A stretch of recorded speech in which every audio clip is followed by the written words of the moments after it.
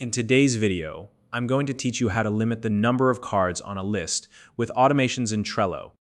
If you're using Trello to organize your projects, you know how important it is to keep your lists manageable and focused. Manually controlling the number of cards on a list can be time-consuming, but Trello's built-in automation feature makes it easy to set rules that do the work for you.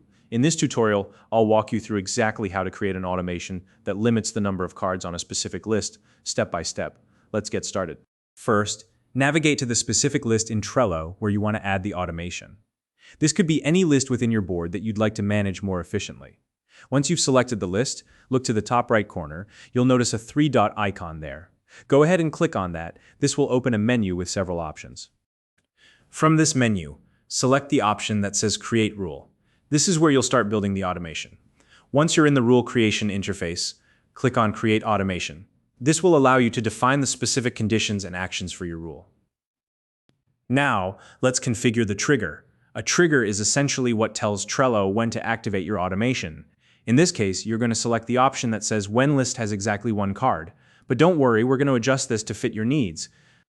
Next, locate the name of the list in the trigger settings. You'll need to change this to match the exact list you're targeting for this automation. For example, if your list is called To Do, make sure that's reflected here.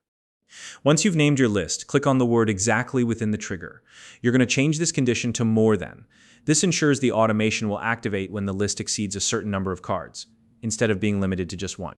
Now, adjust the number. By default, it's set to 1, but you can modify this to your desired maximum number of cards for the list. For instance, if you only want a maximum of 5 cards on the list, change the number to 5. After you've set the trigger, click on the plus button to confirm and add it. This ensures your trigger is saved and ready to go. Next, it's time to select an action. This is what Trello will do when the trigger conditions are met. You have a few options here. For instance, you might choose to archive the card, move it to another list, or revert it to a previous list. Pick the action that makes the most sense for your workflow. Once you've chosen your action, click on the plus button again to add it to your rule. This finalizes the action step and links it to the trigger you set earlier.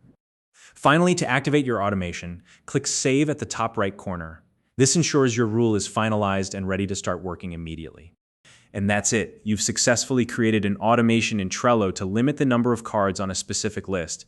If you're new to Trello, you'll find a link in the description to sign up and get started. If you found this video helpful, please like and subscribe.